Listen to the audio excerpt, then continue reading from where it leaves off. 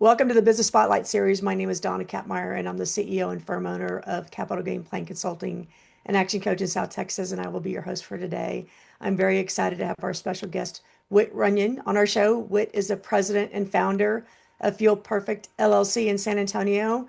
And today we're going to speak with Whit about his journey to get to where he's at today and the challenges and successes of owning and operating a business.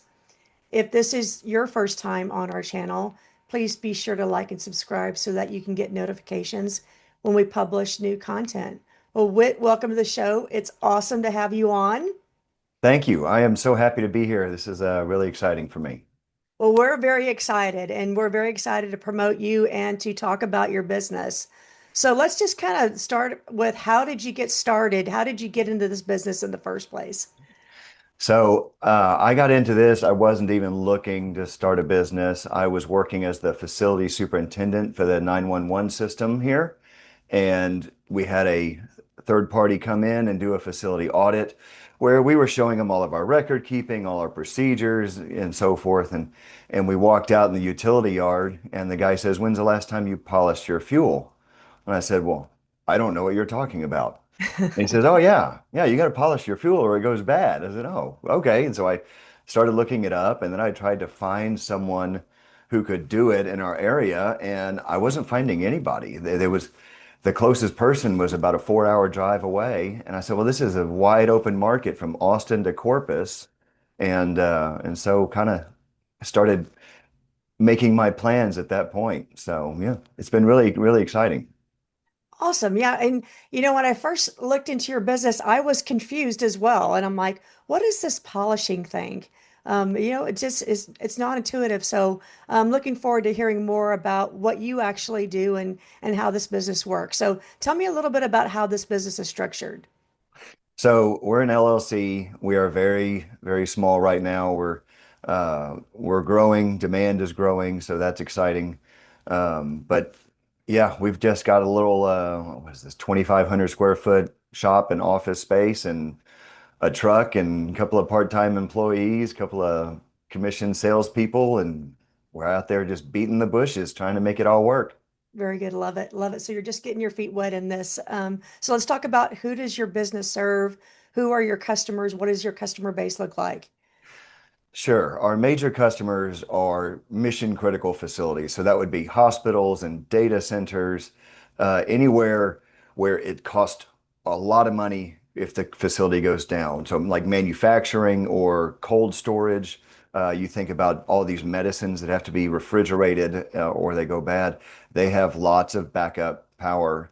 And frankly, the AI push right now, AI is so power intensive, but every watt that they pull off of the grid, they have to back up with diesel power. So Mm. diesel backup power generation is not going away anytime soon. Interesting, right? So there's more and more demand for fuel, right? There's Yes. more and more demand for your services. So what makes you unique and why would people want to buy from you? Well, other than the fact that I'm think we're the best at it. Um, Awesome. um, no, a lot of it is just the relationships that we have with our customers.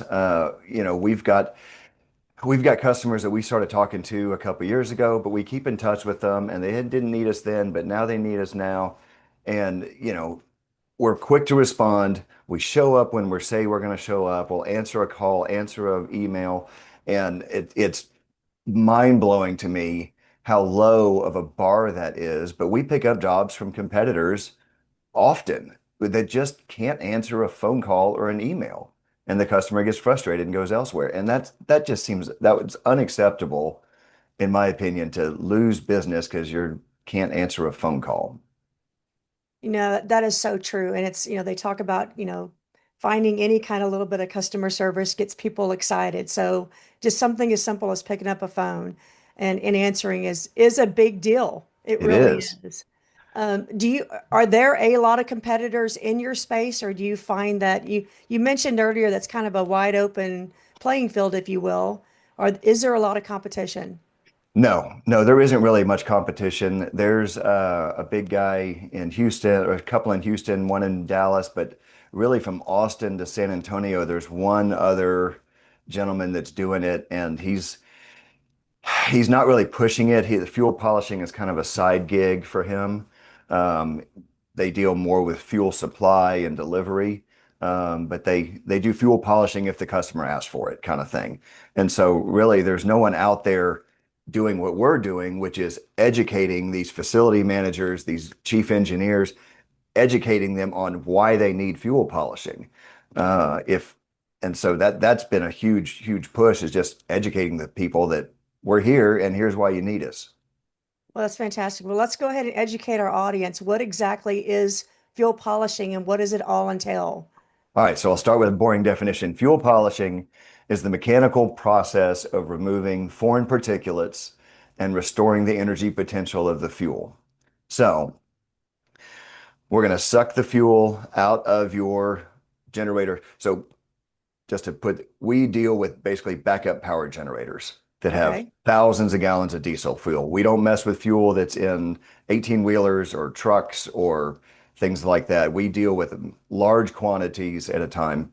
The smallest quantity we'll do is about 500 gallons. So Okay. we suck the fuel out of the tank. We run it through a system of centrifugal force and filters and magnets, and then we put it right back into the customer's tank. So it's kind of like dialysis for your generator, essentially. We're not storing the fuel, we're not taking the fuel somewhere and rehab it. We're doing everything on site right there, and there's almost zero fuel loss. The only thing we drive away with is the particulates and the water content and all the stuff you don't want in your fuel. So thanks for that technical definition and diving into that. So what is the importance of actually doing that? What's the benefit? Right. So, you know, bad fuel in a generator can just wreak havoc on a lot of different systems. The first of all is your fuel filters that are on the generator. If those get clogged, the generator shuts down and you've just lost backup power. Particulates in the fuel can also lead to premature wear on your fuel pumps and premature failure of fuel injectors.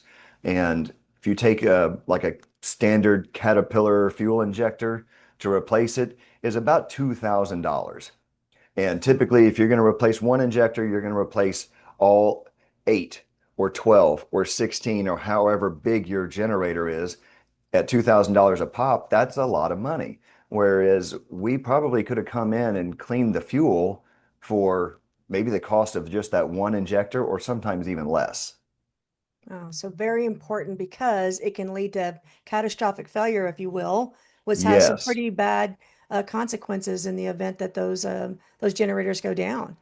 Yeah, because it basically takes three things to make any engine run. You've got your three major components, which is air, spark, and fuel. And so when these generators get under maintenance contracts and they check belts, hoses, coolants, batteries, all that kind of stuff, but they don't tend to the fuel. And that is one third of what it takes to make that engine run, and it's being neglected often. Gotcha. Hey, well, thanks for sharing that. So being kind of fairly new and just getting started, what are some of the, everybody has struggles. Oh, Um, sure. what kind of struggles as a business owner can you share with our audience that you have had to overcome? Obviously the first major struggle is just cash flow. That is always going to be an issue. And that's sometimes an issue with any business ongoing forever is always trying to manage that cash flow. And there's been plenty of mornings when I wake up at 4 o'clock in the morning, thinking, oh my gosh, how am I going to make payroll? How am I going to, oh my gosh, freaking out. And I just got to just take some breaths and yeah, almost any problem you can find a creative solution to. You just got to work through it. Don't think of it as, doom and gloom and we've had to do a lot of self-positive reinforcement to say we're going to get through this. We're going to make this. And, it's all just ups and downs. Staffing, of course, that's always another issue and finding the right people to work with you. And I heard something a while back that stuck with me, and it was you don't have to be brilliant at hiring. you do have to be brilliant at firing. So Mm. everyone's going to present themselves on their best light when you're trying to hire them. And you're going to find out eventually if they were correct or not. So you don't have to be the best at hiring, but you better be able to fire that person if they're not living up to what they're supposed to be doing. That's well said. I'll add to that. I had somebody say one time, it's you experience the effects of a great hire for a long time, and you experience the effects of a bad hire for a long time, especially when you keep them and you don't know when to pull the trigger to let them go. Yeah. Yes. So, Yes. love the way that you phrase that. So do you have any particular vetting or is there any secret sauce that when you're like, you know what, I think it's time? Is there anything that you look for or kind of go to pull that trigger if that need arises? To let someone go. Yeah. Um, I am probably a little more lenient and a little more patient than I should be sometimes. But we no, if someone's just not getting it, I'm a very teaching oriented person. I like to teach people. I want them to learn. I want to give them opportunities to maybe fail and learn from that because I don't know about you, but that's how I learned the best was my parents just let me fail over and over and over again. And some people are just like that. Some people you can tell, some people have to experience it. And so I'm fairly lenient with the failures, as long as they're not malicious. That's the thing that is definitely a trigger. If it's someone purposely, riding the clock or, not, trying to just hide things. As long as you're honest, if you're honestly failing, we can probably work through it. If you're trying to hide and cover up, then that's definitely going to be a trigger right there. So, Yeah, well said. Yeah, thanks for sharing that. So let's talk about future state. Where do you see this business being in the next 3 to 5 years? What do you want it to look like? oh, billions of dollars, showering champagne from the heavens, all of that.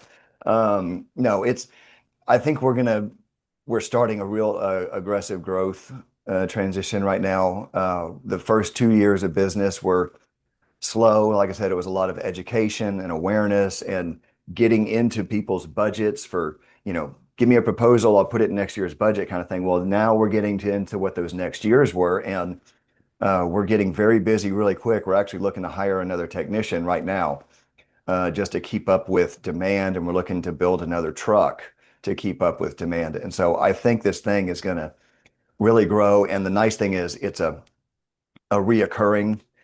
We come back every year, sometimes twice a year, depending on, how your fuel condition is. And so we're starting to get that repeat business that we built up from the first 2 years. We're getting a lot of new business. Google has been surprisingly good at bring driving business to us. It probably helps that we're one of the only companies that pop up when you Google fuel polishing around here.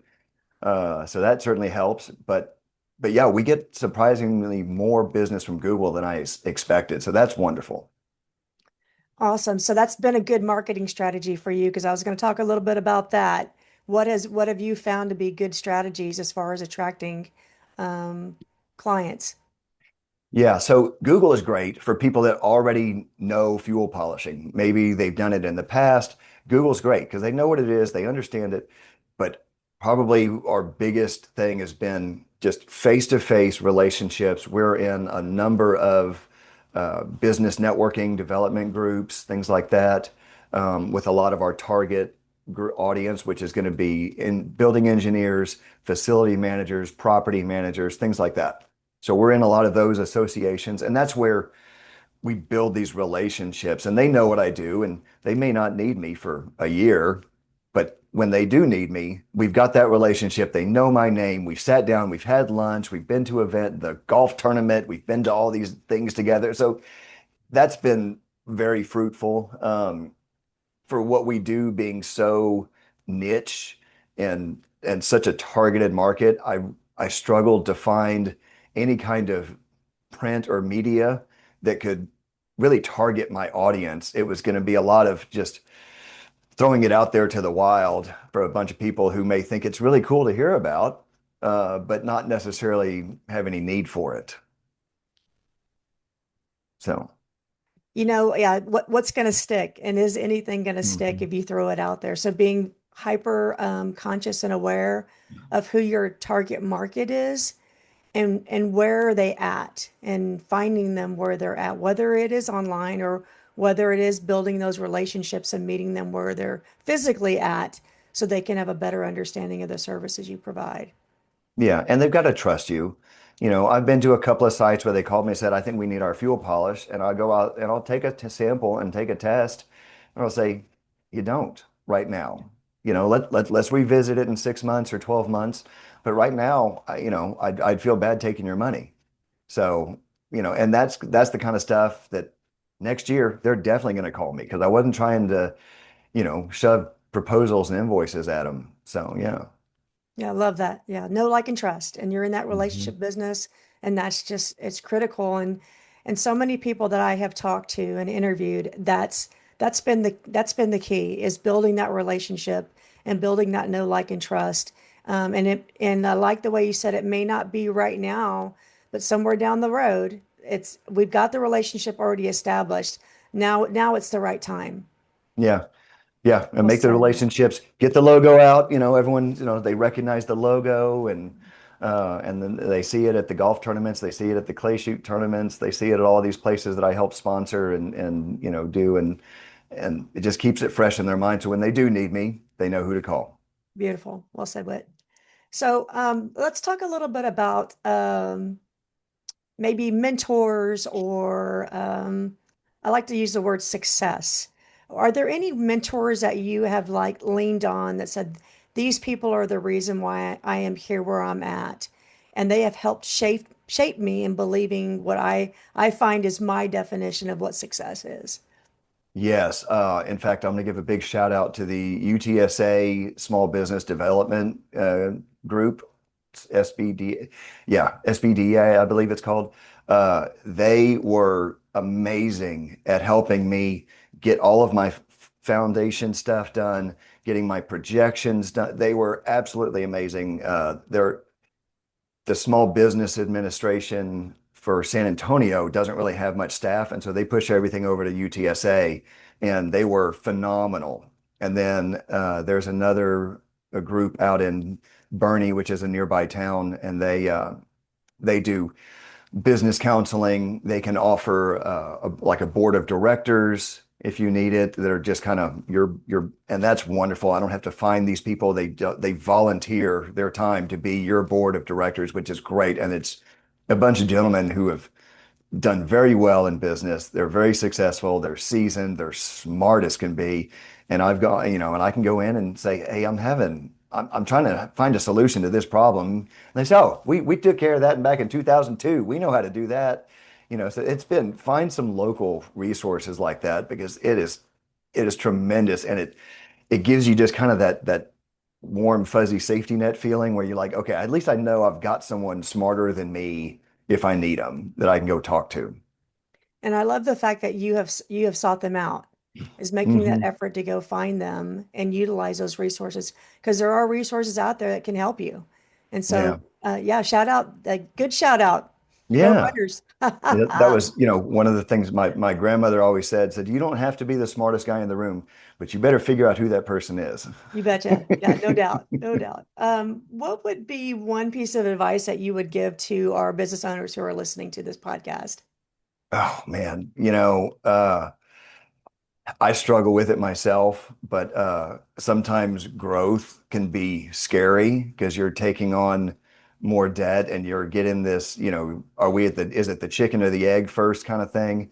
Do I build it and then they will come? And, I know from my experience, I'm very cautious in that sense. My wife, who works with me and she's amazing and she's pushing me. She's like, just do it. Just it's gonna happen. Just do it. And so, but yeah, you know, there's scary parts of business, and it was scary to start it, and it's scary to grow, and you just gotta.